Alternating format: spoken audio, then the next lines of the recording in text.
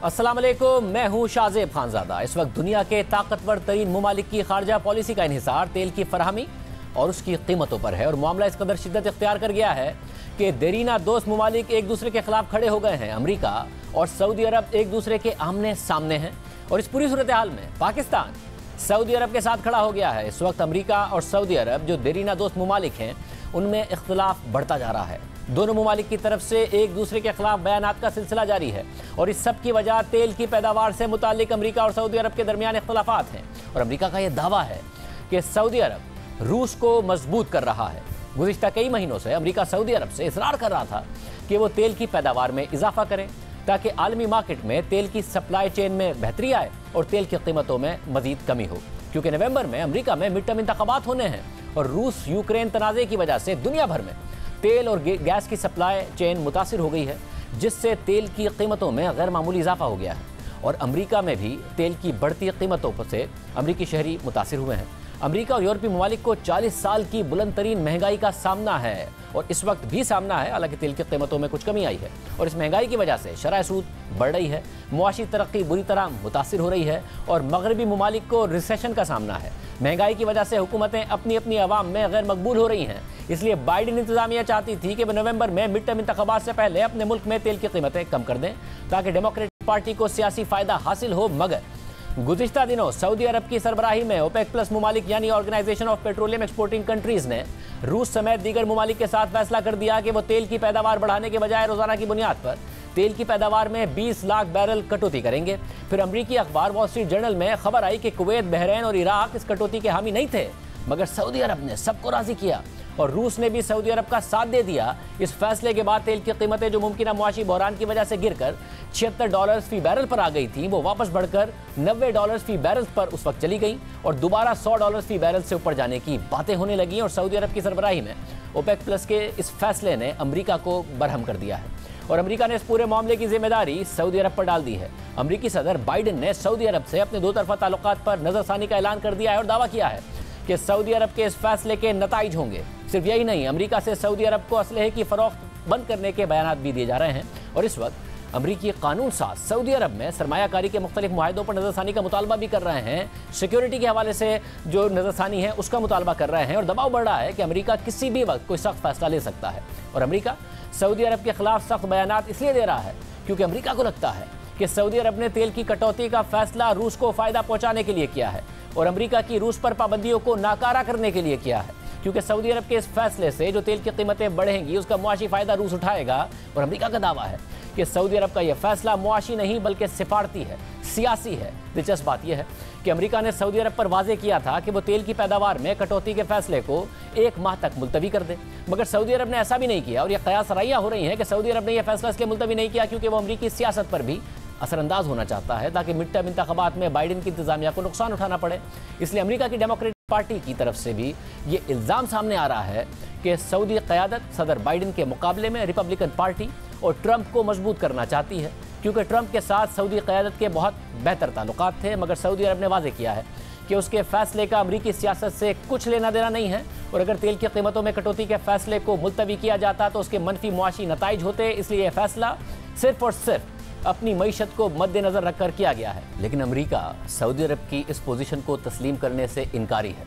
अमरीका की कौमी सलामती के कोऑर्डिनेटर जॉन किर्बी ने सऊदी अरब की वजाहत के बाद बयान जारी किया है कि सऊदी वजारत खारजा इस मामले को जैसे घुमाना चाहे घुमाए, लेकिन हकाइक सादा हैं। दुनिया रूसी जारहियत का मुकाबला करने के लिए यूक्रेन के पीछे खड़ी है और हमने इस इत्तेहाद को इकट्ठा करने के लिए अहम किरदार अदा किया है और सऊदी क़यादत को भी एतमाद में लिया है। गुज़िश्ता हफ्तों के दौरान सऊदी अरब ने तेल की पैदावार में कटौती के इरादे से हमें आगाह किया और वो ये जानते थे कि इससे रूस की आमदनी में इजाफा होगा और हमारी रूस पर पाबंदियां नाकारा हो जाएंगी। ये एक गलत सिमत है। जॉन किर्बी ने अपने बयान में मजीद कहा कि सऊदी अरब कहता है कि इस फैसले का अमरीकी सियासत से कोई लेना देना नहीं है, लेकिन हमारी नज़र में सऊदी अरब की तरफ से तेल की पैदावार में कटौती सऊदी अरब के फ़ायदे के लिए मैथमेटिकली भी काबिल फ़हम नहीं है। वो जो भी दलील दें, लेकिन इससे फ़ायदा रूस को हुआ है और वो मुमालिक जो तवानाई की डिमांड से मुतालिक दुश्वारियों का सामना कर रहे हैं उनका नुकसान होगा। जबकि सऊदी अरब ने इन तमाम बयानात को सख्ती से मुस्तरद करते हुए बयान जारी किया था कि ये बयानात हक़ाइक़ पर मबनी नहीं हैं और ओपेक प्लस के फैसलों को मुआशी तनाजुर से हटकर जाहिर करते हैं। तेल की पैदावार में कटौती का फैसला ग्रुप के तमाम रुकन मुमालिक ने मुत्तफ़िका तौर पर किया है। ये फैसला किसी एक मुल्क का नहीं है, ये फैसला मुआशी बुनियादों पर किया गया है ताकि तेल की मंडी में तलब और रसद में तवाज़ुन कायम रहे। बयान में मज़ीद कहा गया है कि सऊदी अरब और अमरीका के दरमियान दहाइयों से कायम ताल्लुकात बाहिमी एहतराम पर मबनी हैं। सऊदी हुकूमत ने अमरीकी इंतजामिया के साथ जारी बातचीत में वाज़ेह किया है कि ओपेक प्लस के फैसलों को एक माह तक मुलतवी करने के मनफी इक़्तिसादी नताइज होंगे। यूक्रेन के बहरान के तनाजुर में सऊदी अरब के मौक़िफ़ के बारे में हक़ाइक़ को मस्ख़ करना अफसोसनाक है और इससे सऊदी अरब के मौक़िफ़ में कोई तब्दीली नहीं आएगी। इसमें रूस यूक्रेन तनाज़े पर अक़वाम मुत्तहिदा की करारदाद की हिमायत में वोटिंग भी शामिल है। अहम बात यह है कि सऊदी अरब उन 143 ममालिक में शामिल था जिन्होंने हाल ही में रूस यूक्रेन तनाज़े पर अक़वाम मुत्तहिदा में अमरीकी स्पॉन्सर्ड करारदाद की हिमायत की है, मगर अमरीका को लगता है कि सऊदी अरब इस मामले पर सियासत कर रहा है, जिसकी वजह से दोनों ममालिक के ताल्लुकात में कशीदगी पैदा हो गई है। दिलचस्प बात यह है कि बाइडन की हुकूमत के दौरान सऊदी अरब के खिलाफ सख्त बयान दिए जा रहे हैं और जब सदर बाइडन अपोजिशन में थे और ट्रंप अमेरिका के सदर थे तो उस वक्त भी बाइडन की तरफ से सऊदी अरब के खिलाफ सख्त बयान दिए जाते थे। अक्टूबर 2018 में जब सऊदी सहाफ़ी जमाल खशोगी का तुर्किया में सऊदी सिफारत खाने में दर्दनाक तरीके से कत्ल हुआ था और फिर अमरीकी CIA इस नतीजे पर पहुंची थी कि इस कत्ल के पीछे मास्टरमाइंड सऊदी वली अहद मोहम्मद बिन सलमान है, तो अमरीका पर दबाव बढ़ा कि वो सऊदी अरब के खिलाफ सख्त इकदाम करे, मगर ट्रंप इंतजामिया ने ऐसे कोई इकदाम नहीं उठाए और सख्त दबाव के बावजूद अमरीका सऊदी अरब के साथ खड़ा रहा और ट्रंप के ताल्लुकात सऊदी क़यादत के साथ अच्छे रहे। मगर इस दौरान बाइडन ओपोजिशन में थे और उन्होंने सऊदी अरब पर सख्त तनकीद करते हुए कहा था कि वो सऊदी लीडरान को जमाल खशोगी के कत्ल पर सज़ा देंगे, उनका एहतसाब करेंगे और फिर हुकूमत में आने के बाद सऊदी अरब को बैनुल-अक़वामी सतह पर तनहा कर देंगे। साथ ही बाइडन सऊदी अरब की यमन में कार्रवाइयों और जंग के भी खिलाफ थे, मगर रवां साल जुलाई में ही सदर बाइडन ने सऊदी अरब का दौरा किया और उन पर यह तनकीद भी हुई कि वो अपने इलेक्शन के वादों से पीछे हट रहे हैं और सऊदी अरब से ताल्लुकात में सर्दमहरी ख़त्म करना चाहते हैं। और यह क़यास आराइयाँ हुई कि इस दौरे का मरकज़ी एजेंडा तेल की कीमतें और उसकी पैदावार है। मगर सदर बाइडन के इस दौरे के दौरान भी दिलचस्प सूरत हाल देखी गई। जब बाइडन जद्दा पहुंचे तो उनका इस्तकबाल जद्दा के गवर्नर ने किया, जबकि ट्रंप के पहले सऊदी दौरे में उनका खुद शाह सलमान ने इस्तकबाल किया था। बहरहाल बाइडन के गैर मामूली दौरे और मुसलसल अमरीकी इसरार के बावजूद सऊदी अरब ने अमरीकी मुतालबा मानने से इनकार कर दिया है, जिसके बाद से अमरीका की तरफ से सऊदी अरब पर सख्त तनकीद हो रही है, दबाव बढ़ाया जा रहा है। मगर खुद बाइडन पर अमरीका में भी तनकीद हो रही है कि उन्होंने अपने इंतखाबी नारों से यूटर्न लेकर सऊदी अरब का दौरा किया, मगर वो भी नाकाम साबित हुआ। साथ ही सऊदी वली अहद मोहम्मद बिन सलमान के चचाजाद भाई सऊद अल शालान की मगरबी ममालिक को धमकी देने की एक वीडियो वायरल हुई, जिसमें वो कह रहे हैं कि सऊदी सल्तनत के वजूद को चैलेंज किया तो हम सभी जिहाद और शहादत के लिए तैयार। एक और दिलचस्प बात यह है कि 15 नवंबर से इंडोनेशिया में G20 ममालिक का इजलास होने वाला है। इस इजलास में अमरीकी सदर बाइडन और सऊदी वली अहद मोहम्मद बिन सलमान भी शिरकत करेंगे, मगर इतवार को बाइडन इंतजामिया की जानिब से वाज़ेह किया गया कि G20 इजलास के दौरान सदर बाइडन का वली अहद मोहम्मद बिन सलमान से मुलाकात का कोई इरादा नहीं है। यानी सऊदी अरब और अमरीका के दरमियान कशीदगी पैदा हो गई है और इस दौरान पाकिस्तान ने सऊदी अरब के साथ यकजहती का इज़हार कर दिया है और सऊदी अरब की हिमायत में बयान जारी कर दिया है। पाकिस्तान के दफ्तर खारजा की जानिब से जारी बयान के मुताबिक ओपेक प्लस के फैसलों के पस मंज़र में सऊदी अरब के खिलाफ जो बयान जारी किए गए हैं उसमें पाकिस्तान सऊदी अरब की क़यादत के साथ यकजहती का इज़हार करता है। हम मार्केट में उतार चढ़ाव को नज़रअंदाज करने के सऊदी अरब के खदशात को और आलमी मुआशी इस्तेहकाम को यकीनी बनाने के इक़दाम को सराहते हैं। पाकिस्तान ऐसे मामले में तामीरी तरीक़ेकार की हौसला अफजाई करता है जो बाहिमी राब्ताकारी और एहतराम पर मबनी हो। हम सऊदी अरब के साथ अपने देरीना और बरादराना ताल्लुकात के इजहार को दोहराते हैं। इमरान खान इस हुकूमत पर इम्पोर्टेड होने और अमरीकी साजिश के नतीजे में अपनी हुकूमत गिराने और शहबाज शरीफ को वज़ीर-ए-आज़म बनाने का इल्ज़ाम लगाते हैं, मगर पाकिस्तान ने वाज़ेह तौर पर अमरीका और सऊदी अरब के तनाज़े में सऊदी अरब की हिमायत की है। जबकि दिलचस्प बात यह है कि गुज़िश्ता हफ्ते जब अक़वाम मुत्तहिदा में रूस की तरफ से यूक्रेनी इलाकों को अपने कब्जे में लेने के खिलाफ मज़म्मती करारदाद पर वोटिंग हुई थी तो सऊदी अरब ने उस करारदाद की हिमायत की थी और पाकिस्तान ने उसमें न्यूट्रल पोजीशन लेकर रूस के खिलाफ वोट भी नहीं दिया था। और अब अमरीका को लगता है कि सऊदी अरब रूस के साथ खड़ा है और इसी दौरान पाकिस्तान ने भी रूस से तेल खरीदने का इशारा दे दिया है। और वज़ीर ख़ज़ाना इसहाक़ डार ने मीडिया से बात करते हुए कहा है कि रूस से अगर भारत तेल ले सकता है तो हमारा भी रूस से तेल लेने का हक है। ये बात मैंने अमेरिका में अपनी मुलाकातों में भी वाज़ेह कर दी है और उन्होंने कोई मुज़ाहमत भी नहीं की। रशिया से ऑयल अगर इंडिया ले सकता है तो हमारा भी राइट बनता है। ये नहीं हो सकता कि इंडिया तो उसका फायदा ले और हमें जो है उसको उससे रोका जाए या मना किया जाए। ये हमारा एक बेसिक राइट है, इसको हम बिल्कुल स्टडी कर रहे हैं। टर्म्स कंडीशन होंगी और हम इंडिया से बेहतर नहीं तो कम टर्म्स पे नहीं करेंगे। दूसरा ये है कि उसमें कोई मुज़ायका नहीं है और ये मैंने वहाँ के जो रेलेवेंट क्वार्टर्स हैं वाशिंगटन में ये मैंने उनको साउंड कर दिया और उन्होंने कोई मुझे कोई रेजिस्टेंस नहीं कि हम अगर हमें रशिया के साथ हमें हमारी टर्म्स पे जो कि इंडिया से कम ना हो अगर मिला तो हम हमारा ये राइट है लेने का। तो मुझे एनकरेजमेंट मिली है, मुझे कोई डिस्करेजमेंट नहीं मिला। सारी सूरत हाल के क्या असरात होंगे, अमेरिका और सऊदी अरब के दरमियान सिर्फ बयानबाजी रहेगी या मामला कहीं और जाएगा। बैन अल-अक़वामी उमूर के माहिर कामरान बुखारी साहब हमारे साथ मौजूद है। कामरान साहब, बहुत शुक्रिया हमें ज्वाइन करने के लिए। ज़ाहिर है तेल की कीमतों पर जो 2 मिलियन बैरल से कम किया आउटपुट, और ज़ाहिर है सऊदी अरब ने उसको लीड किया, उस पर ये जो आमने सामने आ गए हैं और इल्ज़ाम लगाया जा रहा है अमेरिका की तरफ से सऊदी अरब पर कि ये रूस को फ़ायदा पहुंचाने के लिए है। फिर ये भी डिबेट हो रही है कि जो रिपब्लिकन्स हैं उनको सपोर्ट कर रहा है इस वक्त जो सऊदी शाही ख़ानदान है। कहाँ तक ये मामला जा सकता है? जब बातें हो रही हैं कुछ सबक सिखाया जा सकता है, ताल्लुकात बहुत ख़राब हो सकते हैं। आपके ख्याल में कितना लेवरेज है अमेरिका के पास और कहाँ तक ये मामला जा सकता है? देखें, आई थिंक दोनों जानिब को ख़ास लेवरेज नहीं है। तो पहली बात तो ये है कि जो अमेरिका है वो ऐसा कोई कदम नहीं उठाना चाहेगा जिससे सऊदी अरब जो है या खित्ते के अंदर जो है इंस्टेबिलिटी बढ़ती है।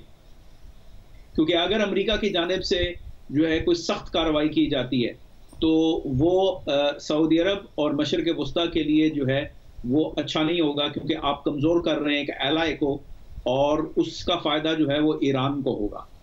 तो ये तो अमेरिका नहीं चाहेगा बिल्कुल भी। इसी तरीके से सऊदी अरब को भी मालूम है कि वो एक हद तक जो है वो नाराज़गी इख्तियार कर सकता है, चाहे वो डेमोक्रेट्स के साथ है, चाहे सदर जो बाइडन की इंतज़ामिया के साथ है, चाहे मजमूई तौर पे जो अमेरिका की जो पॉलिसी है और जो सऊदी अरब के जो इंटरेस्ट है उनमें जो डाइवर्जेंस आया, जो भी सूरत हाल है वो सऊदी अरब एक हद तक जा सकता है। क्योंकि इन दी एंड जो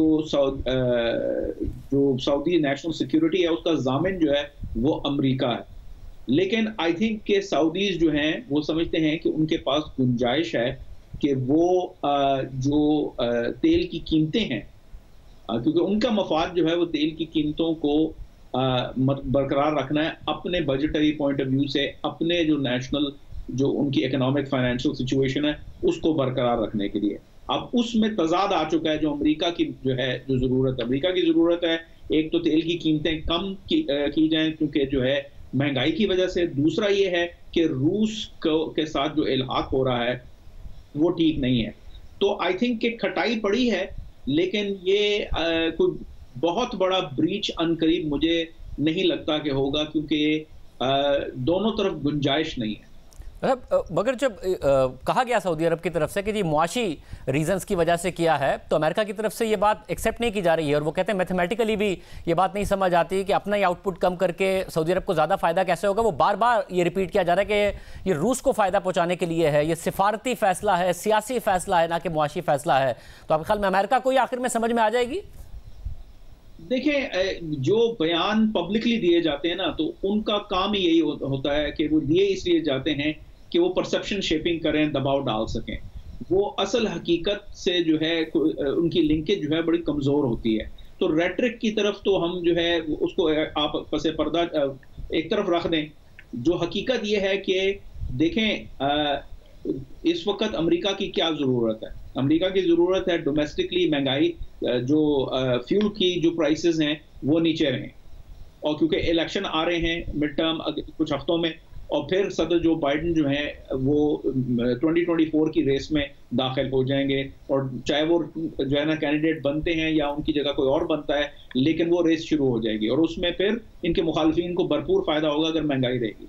दूसरी जानिब रूस की जंग बंद करनी है, रूस के जो है के ऊपर दबाव डालना है, और अगर रूस को ये पैगाम नहीं जा रहा, अगर जो है सऊदी अरब और मुत्तहिदा अरब अमारात जैसे मुल्क उनको सिग्नल ये कर रहे हैं कि नहीं हम आपको जो है हम अमेरिका के साथ मिलकर आपके खिलाफ नहीं करना चाह रहे, तो फिर वो उस तरीके से जो मुज़ाकरात की मेज़ पे नहीं आएगा ताकि जंग बंदी हो सके।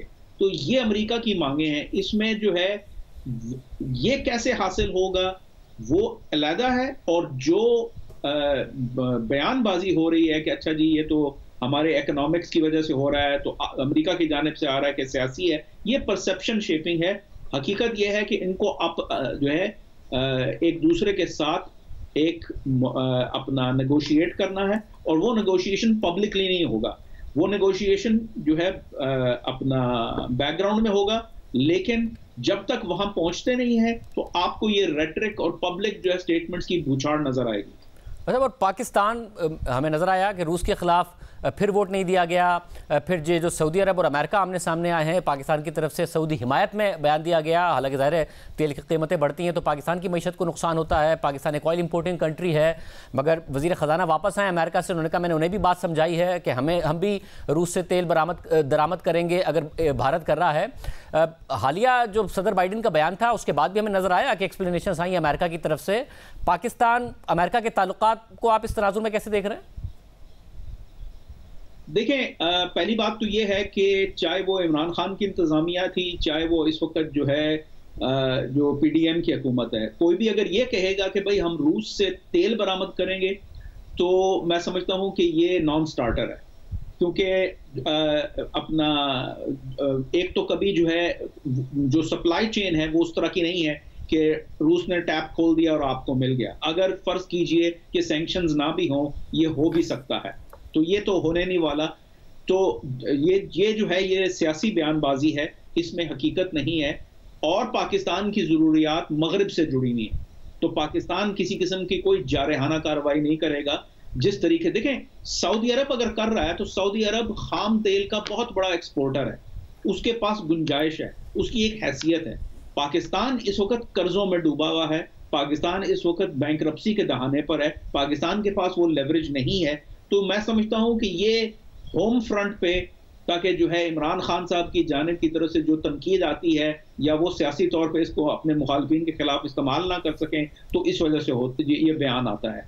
दूसरी जानिब जो है अगर आप देखें तो ये जो अभी सदर जो बाइडेन ने एक जिसे कहते हैं चलते फिरते बस एक जुमला जो है ना वो अपना कह दिया कि भाई वो पाकिस्तान के अंदर कोहीजन नहीं है और ये न्यूक्लियर वेपन स्टेट है और देखें ये खतरात हैं और ये और वो, उसको हमने जो हमारी जानिब से पाकिस्तान की जानिब से जो ऑफिशियल रिस्पांस आया है और मल्टीपल लोगों ने किया है, वो भी डोमेस्टिक पॉलिटिकल कंपल्शंस की वजह से किया है। इस वजह से नहीं किया कि अमेरिका के साथ जो है कोई ताल्लुकात जो है उनको कोई खतरा है।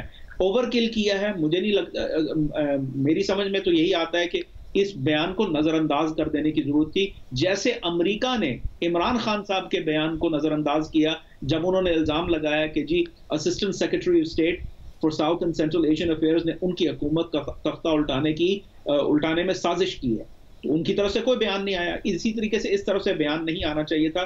तो ये जो अपना रेटरिक होती है, इसको पॉलिटिकल या जियो पॉलिटिकल रेटरिक, इसको समझने की जरूरत होती है।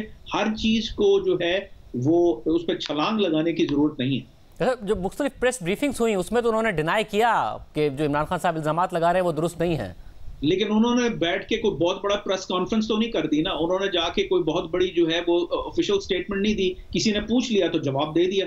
बहुत शुक्रिया बुखारी साहब की गुफ्तगू आपने सुनी। प्रोग्राम में एक ब्रेक लेंगे, उसके बाद जिक्र होगा इमरान खान साहब ने एक और बयान दिया है और वो बयान भी गलत बयानी है। ब्रेक के बाद बात करते हैं।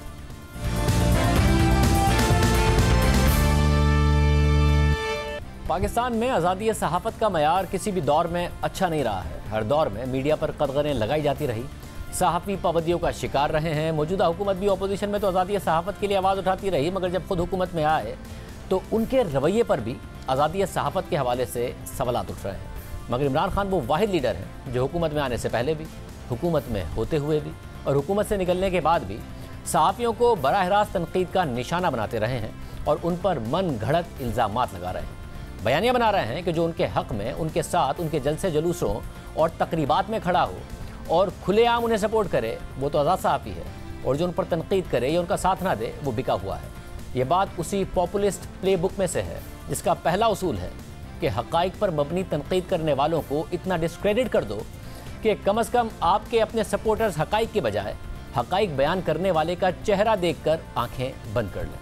गुज़िश्ता रोज़ भी इमरान खान ने सीनियर सहाफ़ी सलीम साफ़ी पर पैसे लेने का इल्ज़ाम लगा दिया। सहाफ़ियों से गुफ्तगू में इमरान खान से सवाल हुआ कि आप सहाफ़ियों को लिफाफा सहाफ़ी क्यों कहते हैं, तो उन्होंने जवाब दिया कि मैंने सलीम साफ़ी के अलावा कभी किसी सहाफ़ी से मुताल्लिक़ ऐसा कुछ नहीं कहा। इमरान खान फिर झूठ बोल रहे हैं कि उन्होंने सलीम साफ़ी के अलावा किसी सहाफ़ी पर पैसे लेने का इल्ज़ाम नहीं लगाया। इक़्तिदार जाने से पहले और इक़्तिदार जाने के बाद इमरान खान ने बार बार सहाफ़ियों पर बराह रास्त पैसे लेने के इल्ज़ाम लगाए। आज़ादी सहाफ़त के नाम पे यहाँ माफियाज बैठ के ब्लैकमेल कर रहे हैं, इनके एजेंडे कुछ और हैं, या ऐसे सहाफ़ी बैठे हैं जो पैसे लेके ये सारे गंद उछाल रहे हैं, ब्लैकमेल कर रहे हैं। मुझे 3 महीने पहले पता चल गया था कि बाहर से पैसा चल रहा है हमारे जर्नलिस्ट के ऊपर, एंकर्स के ऊपर। डायरेक्ट ये फिर फंड करते हैं जर्नलिस्ट को, एंकर्स को, डायरेक्ट फंडिंग जाती है और फिर बैरूनी फंडिंग जाती है। ये जो पैसे लेने वाला मीडिया, लिफाफे वाले लोग, लिफाफे लेने वाले सहाफी। इमरान खान साहब की आदत है बगैर सबूत के इल्ज़ाम लगाना, इल्ज़ाम गलत साबित हो जाए तो आगे बढ़ जाना, फिर एक और गलत इल्ज़ाम लगा देना। इसी तरह के इल्ज़ाम लगाकर तनकीदी सहाफ़ियों को डिस्क्रेडिट किया, उन्हें बदनाम करने की कोशिश की, मगर सबूत कोई नहीं दिया और अब अपनी बात से भी मुकर गए हैं। इमरान खान के इल्ज़ाम पर सलीम साफ़ी ने उन्हें चैलेंज दिया है कि वो इमरान खान को पेशकश करते हैं कि PFUJ के सदर की क़यादत में मुराद सईद, शिबली फराज और फवाद चौधरी पर मुश्तमिल कमेटी बनाएं जो हम दोनों के मामलात की तहकीकात करे। सलीम साफ़ी ने कहा है कि अगर वो लिफाफी साबित हुए तो जो चोर की सज़ा वो उनकी सज़ा, और अगर इमरान खान लिफाफी साबित हुए तो उन्हें सियासत छोड़कर माफ़ी मांगनी पड़ेगी। सलीम साफ़ी के चैलेंज का इमरान खान ने अभी तक कोई जवाब नहीं दिया है। हमने इस पर फवाद चौधरी को प्रोग्राम में आने की दावत दी तो उन्होंने भी कोई जवाब नहीं दिया, क्योंकि खान साहब और उनकी जमात को खुद भी पता है कि उनका इल्ज़ाम महज एक झूठ के अलावा कुछ नहीं होता है, क्योंकि वो खुद पौने 4 साल हुकूमत में रहे, तमाम इदारे इस्तेमाल किए, लोगों को जेल तक डाल दिया। अगर कोई इल्ज़ाम दुरुस्त होता तो वो साबित कर देते। वो सलीम साफ़ी समेत मुतादिद सहाफ़ी उनकी हुकूमत में भी इमरान खान के ही इल्ज़ामात पर आज़ादाना तहकीकात का मुतालबा करते रहे, मगर इमरान खान अपनी हुकूमत में भी तहकीकात से तो भागते रहे, मगर जब उन पर तनकीद होती तो वो नया इल्ज़ाम लगा देते, क्योंकि खान साहब का मकसद सिर्फ उन लोगों को डिस्क्रेडिट करना रहा है जो उन पर तनकीद करते हैं।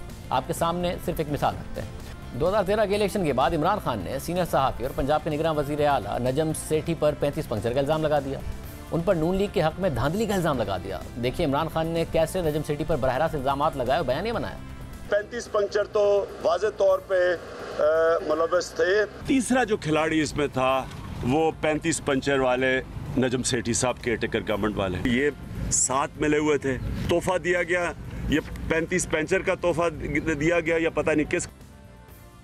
फिर नजम सेठी पर इल्ज़ाम की आड़ में दीगर सहाफ़ियों, खासतौर पर जियो न्यूज़ के खिलाफ भी मुहिम चलाई, जियो न्यूज़ के दफातर पर हमले कराए, मगर बाद में खुद अपने बयान से पीछे हट गया और कहा कि 35 पंक्चर वाला बयान सियासी बात थी। इसके अलावा इमरान खान ने चंद सहाफ़ियों के सामने ये भी माना कि उन्होंने नजम सेठी को इसलिए डिस्क्रेडिट किया क्योंकि वो उन पर तनकीद करते थे और पढ़ी लिखी ऑडियंस उन्हें संजीदा लेती थी, इसे इल्ज़ामात लगाकर डिस्क्रेडिट कर दिया ताकि कोई भी उन पर एतबार ना करे। फिर नजम सेठी ने इमरान खान के इल्ज़ामात पर अदालत में केस कर दिया, मगर इमरान खान अदालत में भी अपने ही इल्ज़ामात का दिफा करने को तैयार नहीं है। अब ये वही रवैया है जो अमेरिका में ट्रंप ने इख्तियार किया हुआ है। ट्रंप भी अपने ऊपर तनकीद करने वाले मोतबर सहाफ़ियों और सहाफ़ती इदारों को डिस्क्रेडिट करते हैं ताकि उनकी साख ख़राब हो जाए, लोग उनका एतबार ना करें। ट्रंप ने खुद माना कि वो तनकीद करने वाले मीडिया को डिस्क्रेडिट करने के लिए उन पर तनकीद करते हैं। इस हवाले से मई 2018 में अमरीकी टीवी प्रोग्राम की नुमाइंदा लेस्ले स्टाल ने इंकिशाफ किया था कि 2016 में उन्होंने ट्रंप से सहाफ़ियों पर तनकीद और उनकी तौहीन से मुतालिक सवाल किया तो ट्रंप का कहना था कि मैं तुम सबको डिस्क्रेडिट करने और नीचा दिखाने के लिए ऐसा करता हूं ताकि तुम लोग जब मेरे बारे में कोई मनफी स्टोरीज लिखो तो लोग तुम पर एतबार ना करें। अब यही रवैया इमरान खान का भी नज़र आता है। इमरान खान झूठ पर झूठ बोलकर इतना दबाव बढ़ा देते हैं कि अब अच्छे खासे सीनियर सहाफ़ी ज़बरदस्ती या तो अपॉलोजेटिक हो जाते हैं या फिर खुद को न्यूट्रल साबित करने के लिए दूसरों पर बिलावजह तनकीद करने लगते हैं। कुछ सहाफ़ी तो खुद को न्यूट्रल साबित करने के लिए सहाफ़ी कम और ट्विटर ट्रोल बनकर रह गए हैं, लेकिन खुद इमरान खान के नज़दीक न्यूट्रल तो जानवर होता है और सहाफ़ी का काम खुद को न्यूट्रल साबित करना नहीं है बल्कि सच बोलना है, चाहे वो किसी के भी हक़ में हो और किसी के भी खिलाफ हो। आज भी इमरान खान की तकारीर मीडिया पर दिखाई जाती हैं, सिवाय उस वक्त के कि जब पेमरा की जानिब से पाबंदियाँ लगी। इस दौरान मुख्तसर अरसे के लिए तकारीर नहीं दिखाई जा सकी, मगर फिर भी इमरान खान को यह शिकायत है कि उनका मीडिया ब्लैकआउट किया गया है और किया जा रहा है। मगर ये हकीकत है कि आज भी मीडिया पर सबसे ज़्यादा दिखाई जाने वाली शख्सियत इमरान खान है।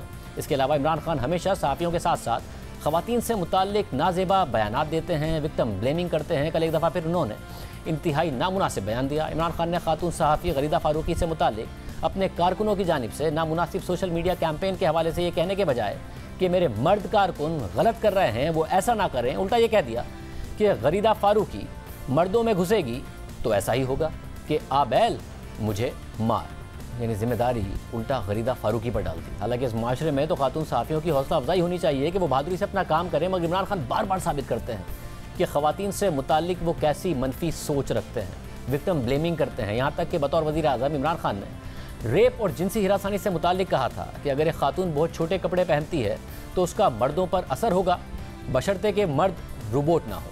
हालांकि पाकिस्तान में ख़वातीन ना ही ऐसे कपड़े पहनती हैं और ना ही रेप के वाक़यात ख़वातीन के कपड़ों की वजह से हुए। इमरान खान इस वक्त दोबारा अपोजिशन में है, फिर ऐसी बातें कर रहे हैं। मगर उनका अपना दौरे हुकूमत भी सहाफ़ियों और मीडिया पर पाबंदियों के लिहाज से इंतहाई बदतरीन रहा। मीडिया पर कदगने लगी। उनके दौर में ख़वातीन सहाफ़ियों को ऑनलाइन हिरासां किया गया, उनके खिलाफ इंतहाई गलीज़ ट्रोलिंग और मुहिम चलाई गई। फिर खुद ख़वातीन सहाफ़ियों ने मिलकर आवाज़ उठाई। 12 अगस्त 2020 को 15 ख़वातीन सहाफ़ियों ने मुश्तरका बयान जारी किया था और बताया था कि उन्हें अपनी सहाफ़ती ज़िम्मेदारियाँ अदा करने में मुश्किलात पेश आ रही हैं। उन्हें अपनी खबरों में या तज्ज़िये में महज हुकूमत पर तनकीद करने की वजह से निशाना बनाया जाता है। उनके लिए सोशल मीडिया पर इखलाक से गिरे हुए अल्फाज इस्तेमाल किए जाते हैं, धमकियाँ दी जाती हैं और किरदार कुशी की जाती है। इस बयान में तहरीक-ए-इंसाफ की हुकूमत से मुतालबा किया गया था कि वो अपनी जमात के अंदर ऐसे तमाम मेंबरान से फौरी तौर पर इस तरह की हिरासानी बंद करने का हुक्म जारी करे। इब्तिदा में जब यह मुश्तरका बयान सामने आया तो ख़वातीन सहाफ़ियों को मज़ीद तनकीद का सामना करना पड़ गया। उनके खिलाफ हुकूमती अराकीन की जानिब से ट्वीट किए गए, उनकी खबरों के स्क्रीनशॉट के साथ उन पर जानिबदारी का इल्ज़ाम लगाया गया, उनकी तज़हीक की गई, ट्रोलिंग की गई। उस वक्त सिर्फ 15 ख़वातीन थीं जिन्होंने ऑनलाइन हिरासा किए जाने के खिलाफ आवाज़ उठाई थी, लेकिन फिर मज़ीद सहाफ़ी ख़वातीन इस बयान की तौसीक़ करती चली गई और ये तादाद 170 से तजावुज़ कर गई।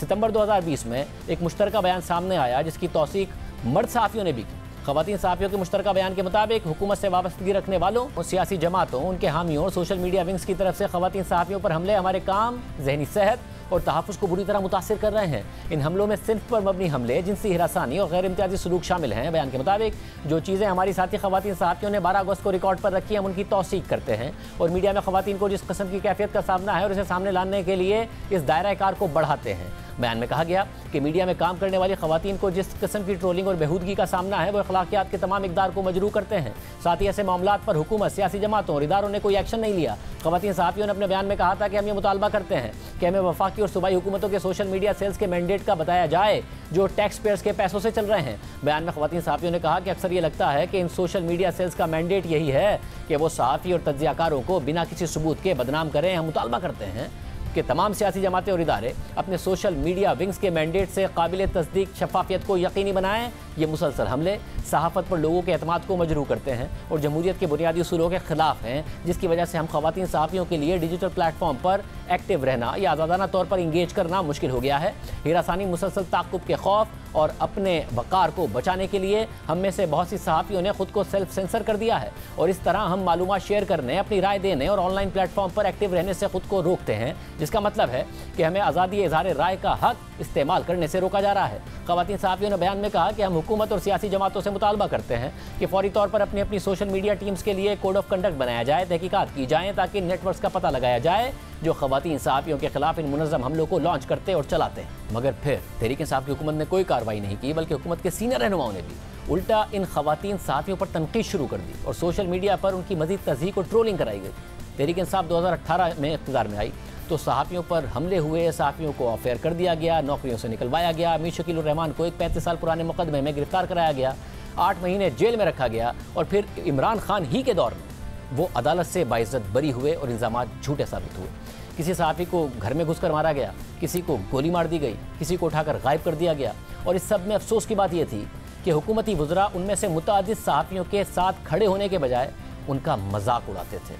सहाफ़ती आज़ादी और आज़ादी इज़हार राय की आलमी तंजीम रिपोर्टर्स विदाउट बॉर्डर्स ने अपनी साल 2018 की रिपोर्ट में अपनी आलमी रैंकिंग में पाकिस्तान को 139वां नंबर दिया था, जिसके बाद तहरीक-ए-इंसाफ के दौर में पाकिस्तान की आलमी रैंकिंग में हर साल मुसलसल कमी ही होती रही।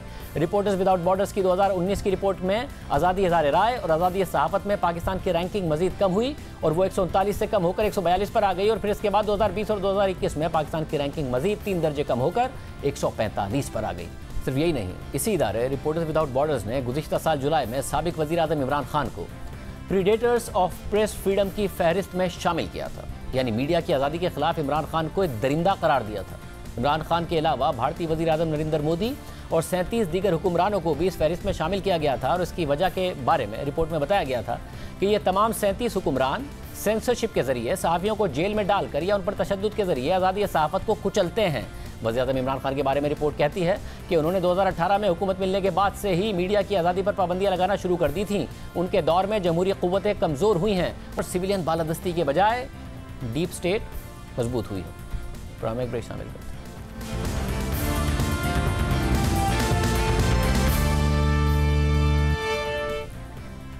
खैबर पख्तूनख्वा में दहशतगर्दी के हालिया वाक़यात में इजाफे के बाद सवात में अमन अमान की सूरत हाल मज़ीद बिगड़ने के खदशे का इजहार किया जा रहा है। वज़ीर दिफा ख्वाजा आसिफ सवात के हालात एक बार फिर 2009 जैसे होने के खदशे का इजहार कर रहे हैं और बात सिर्फ सवात तक महदूद नहीं है। आज मर्दान से ताल्लुक़ रखने वाले खैबर पख्तूनख्वा के सूबाई वज़ीर खुराक आतिफ खान ने भत्ते की धमकी मौसूल होने की तस्दीक की और कहा कि उन्होंने वो ख़त मुतल्लिका हुकाम से भी शेयर कर दिया। जी, लेटर आया है रैंसम, जिस तरह नॉर्मली बाकी लोगों को भी कुछ लोग आए हैं, तो वो आए हैं और मैंने कंसर्न अथॉरिटीज़ से उसको शेयर किया है। अब वो उसमें आगे जो भी कार्रवाई कर सकते हैं वो करेंगे इंशाल्लाह। सिर्फ ये आपको आया है या दीगर मिनिस्टर्स वगैरह भी, क्योंकि चीफ मिनिस्टर के भाई का भी जिक्र हो रहा था? देखिए, मुझे तो बाकियों का पता नहीं है, लेकिन मैंने तो ओपनली कहा है कि ये चीज़ है और उसके मुताबिक जो सिक्योरिटी एजेंसीज हैं सारों को मैंने इन्फॉर्म कर दिया है। अभी आगे काम करना तो ऑब्वियसली सिक्योरिटी एजेंसीज का काम है। लेकिन कलअदम तहरीक तालिबान पाकिस्तान इस धमकी आमेज़ ख़त से लाताल्लुकी का इजहार कर रही है और दूसरी जानिब आज कलअदम तहरीक तालिबान पाकिस्तान के साथ मुज़ाकरात में शरीक वज़ीर आला खैबर पख्तूनख्वा के मामले खुसूसी बैरिस्टर सैफ ने बाज़ाब्ता तौर पर तालिबान से अपील की है कि वो कलअदम तहरीक तालिबान पाकिस्तान को वापस बुलाएं और अपने लोगों को कहें कि गैर मुसल्लह होकर वापस आएँ। इस माहौल में मुज़ाकरात नहीं हो सकते। मैं तालिबान के रहनुमाओं से अपनी हैसियत में ये अपील करता हूँ कि जो भी वजह हो आने की, आप मेहरबानी करें, आप उनको वापस बुलवाएं, उनको कहें कि वो गैर मुसल्लह हो जाएं और वापस चले जाएं, हमें मौका दें। हम आपके पास जब आए थे तो अमन के लिए आए थे और उसके बाद हम आज भी चाहते हैं कि इस मुल्क में अमन हो। अमन की बात इस टेंशन के माहौल में नहीं हो सकती। ये आपसे मैं ज़ाती तौर पर भी कह रहा हूँ और आप यूँ समझ लें कि मैं अपने तमाम साथियों की तरफ से आपसे ये कह रहा हूँ कि आप लोगों को वापस भेजें और हमें मौका दें कि हम अमन के लिए माहौल को साजगार बनाएं। इसके अलावा आज वज़ीर दिफा ख्वाजा आसिफ ने भी सवात के बिगड़ते हालात पर तशवीश का इजहार किया। 12 साल कबल इस हाउस को याद होगा कि सवात में जो कुछ हुआ और यहाँ तक कहा जा रहा था कि शायद जो है जो लोग इस वक्त सवात में हैं उनसे इस्लामाबाद ज़्यादा दूर नहीं रह गया। आज 12-13 साल के वक्फे के बाद वहाँ पे वही सिलसिला जो है हो सकता है उस वेलोसिटी के साथ या उस ग्रेविटी के साथ ना हो रहा हो, लेकिन हो रहा है। क्या है इस वक्त सवात की सूरत हाल, इस हवाले से बात करेंगे। हमारे साथ मौजूद हैं सवात से नुमाइंदा जियो न्यूज़ महबूब अली। महबूब अली, बहुत शुक्रिया हमें ज्वाइन करने के लिए। अच्छा बताइएगा, ऑन ग्राउंड इस वक्त क्या सूरत हाल है? क्या कुछ हुकूमत ने एक्ट किया है, पुलिस ने कोई एक्शन लिया है? ज़ाहिर एहतजाज अपनी जगह पर हो रहे हैं। शाहजेब साहब, बिल्कुल प्रोटेस्ट का सिलसिला तो बदस्तूर जारी है और परसों यानी जुम्मे के रोज़ भी एक और एहतजाजी मुजाहरों का ऐलान किया गया है और इस दफ़ा स्वात के तहसील बहरैन में ये मुजाहरे किए जाएंगे स्वात कौमी जिरगा और स्वात उलसी पासून की जानिब से, जिसमें तमाम सियासी जमातों के कारकुनान जो है वो भी शरीक होंगे। ऑन ग्राउंड सिचुएशन ये है कि यहाँ पर पुलिस जो है वो ज़रूर जो हमारी पहाड़ी इलाके हैं वहाँ पर मौजूद है, सर्च एंड स्ट्राइक ऑपरेशन ज़रूर कर रहे हैं, लेकिन कोई अब तक कोई बड़ा ऑपरेशन या कोई बड़ी कार्रवाई जो है उसकी खबर अब तक नहीं मिली है। जो वफाक सूबाई हुकूमत दोनों ही आवाज़ उठा रहे हैं, तो कार्रवाई बाकायदा मुकम्मल तौर पर क्यों नहीं हो रही है? पुलिस के ज़राए आपके क्या बताते हैं? शाहजेब साहब, सबसे बड़ी वजह यह है कि मरकज़ी हुकूमत और सूबाई हुकूमत शायद अब तक इंटरेस्टेड नहीं है किसी भी कार्रवाई में, जो हमारी मालूमात है। और जिस तरह कि आज बैरिस्टर सैफ ने यह कहा कि मैं रियासत का नुमाइंदा होकर अफगानिस्तान में गया था, मैं सूबाई हुकूमत की नुमाइंदगी के तौर पर नहीं गया था, तो उनका ये कहना था कि मरकज़ी हुकूमत भी कोशिश कर रही है और सूबाई हुकूमत की भी ये कोशिश है कि तहरीक तालिबान की जो क़ियादत इस वक्त अफगानिस्तान में है, हम उससे मुज़ाकरात करें और पुरअमन तरीके से ये मसला जो है हल करें। और इस वक्त उनकी बातों से ये लग रहा था कि सूबाई या मरकज़ी हुकूमत किसी भी ऑपरेशन की मूड में नहीं है। क्या जो सवात में भत्ते वगैरह की पर्चियां मिलने का मामला है वो अभी तक चल रहा है? पुलिस ने कम से कम उस हवाले से कार्रवाई की है? कुछ लोग पकड़े गए हैं? शाहजेब साहब, इस हवाले से हमारी भी पुलिस हुकाम से मुसलसल रब्ता है, स्पेशल ब्रांच से हमारा मुसलसल रब्ता है। इसमें कोई शक नहीं है कि बहुत सारे यहाँ पर जो नोटेबल्स है, जो कि वेल ऑफ लोग हैं, उनको भत्ते की कॉल ज़रूर आई है, लेकिन बहुत सारे लोग जो है वो उसको जाहिर नहीं कर रहे या पुलिस को रिपोर्ट नहीं कर रहे। जिन लोगों ने रिपोर्ट किया भी है तो अब तक इसे किसी इतला मौसूल नहीं हुई है कि किसी बंदे को गिरफ्तार किया गया हो जिसने फ़ोन किया हो। ताहम पुलिस के पास और मुख्तलिफ महकमों के पास ऐसी रिपोर्ट ज़रूर आई है कि बत्ती की कॉल जो है मुसलसल आ रही है और लोगों को धमकाया जा रहा है कि आप इतनी रकम का फ़ौरन इंतज़ाम करें।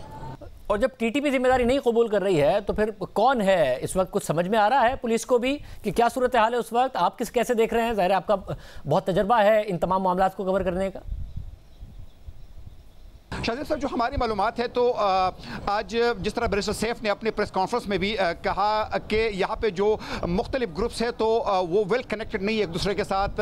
उनके मुताबिक इस वक्त स्वात में तकरीबन 4 मुख्तलिफ ग्रुप जो है वो मौजूद है जिनका एक दूसरे से डायरेक्ट कोई रब्ता नहीं है या डायरेक्ट वो कनेक्टेड नहीं है। इसलिए उनका भी कहना था कि जो तहरीक तालिबान अफगानिस्तान में जो इस वक्त मौजूद है, जो TTP की क़यादत मौजूद है, तो उनका ये कहना है कि उनके साथी या उनके कारकुनान जो है वो बत्ती के कॉल्स लोगों को नहीं कर रहे हैं। लेकिन इसके बावजूद भी मकामी तौर पर लोग ये शिकायत ज़रूर कर रहे हैं कि उनको कॉल्स आ रही है और उनको धमकियाँ भी दी जा रही है। बहुत शुक्रिया, मैं वो इस हवाले से तफसीलात बता रहे थे। प्रोग्राम में आगे बढ़ते हैं। मौजूदा हुकूमत आने के बाद तफ्तीशी इदारों का रुख वाज़ेह तौर पर तब्दील हो गया है और इसका फ़ायदा बराह रास्त हुकूमत और उसके इत्तेहादियों को पहुँच रहा है। नैब और FIA एक के बाद एक केस या तो वापस ले रहे हैं या फिर केसेस में मुल्ज़िमान बरी हो रहे हैं। नैब कवानीन में तरमीम के बाद वज़ीर आज़म शहबाज शरीफ, हमजा शहबाज, राजा परवेज़ अशरफ और यूसुफ रज़ा गिलानी के खिलाफ इल्ज़ाम समेत 50 करप्शन रेफरेंसेस एहतसाब अदालतों ने वापस कर दिए हैं। और आज नैब केसेस के हवाले से एक अहम पेशरफ सामने आई है। नैब ने साबिक सदर आसिफ अली ज़रदारी के खिलाफ 25 साल पुराने केसेस में बरियत के खिलाफ दरख्वास्तें वापस ले ली हैं और इस हवाले से 4 अपीलें वापस लेने के लिए इस्लामाबाद हाई कोर्ट में दरख्वास्त दायर कर दी है। नैब की 4 दरख्वास्तों में कहा गया है कि अपीलों की मजीद प्रोसिक्यूशन एक ला हासिल मश्क होगी। आसिफ जरदारी के खिलाफ दस्तावेजात की फोटोकॉपियां भी मुश्किल से रिकॉर्ड पर हैं और दस्तियाब दस्तावेजी शवाहिद कानून शहादत के मुताबिक नहीं है। इसलिए इस्तदा की जाती है कि इन अपीलों को वापस लेने की इजाज़त दी जाए। 12 दिसंबर 2014 को एहतसाब अदालत के जज मोहम्मद बशीर ने ARY गोल्ड और उसूस ट्रैक्टर्स रेफरेंसेज में आसिफ अली जरदारी को बरी कर दिया था। इन रेफरेंसेज में आसिफ जरदारी पर सोना दरामद करने और ज़रूरी तरक्याती बैंक के जरिए रूस से मंगवाए गए ट्रैक्टरों में कमीशन लेने के इल्जामात थे, जबकि SGS और कोटेक्ना रेफरेंसेज में आसिफ जरदारी को 24 नवंबर 2015 को बरी किया गया था। आसिफ अली जरदारी पर इन दोनों रेफरेंसेज में किकबैक्स लेने का इल्ज़ाम था और ये मुकदमात 1998 में नून लीग के दूसरे दौरे हुकूमत में बनाए गए थे। ये वही जज मोहम्मद बशीर हैं जिन्होंने एवनफील्ड फ्लैट्स रेफरेंस में नवाज शरीफ, मरियम नवाज और कैप्टन सफदर के खिलाफ फैसला देकर उन्हें सजा सुनाई थी, जबकि आसिफ जरदारी की इन रेफरेंसेज में बरियत के खिलाफ नैब की अपीलें 2014 और 2015 से ज़ेर समात थी और गुज़िश्ता कुछ समातों में सबूत ना होने पर तहरीक इंसाफ के दौर में भी और उसके बाद भी इस्लामाबाद हाई कोर्ट नैब पर सख्त बरहमी का इजहार कर चुकी थी।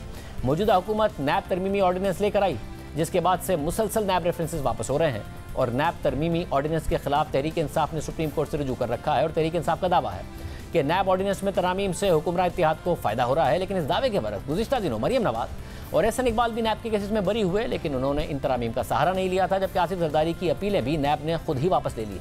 सुप्रीम कोर्ट में आज नैब तरामीम के खिलाफ तहरीक इंसाफ की दरख्वास्त पर आम समात हुई और दौरान समात जस्टिस एजाजुल एहसन ने तहरीक इंसाफ के वकील ख्वाजा आरिफ से सवाल किया कि क्या कोई रह गया है जिसे नैब कानून से इस्तिस्ना ना मिला हो।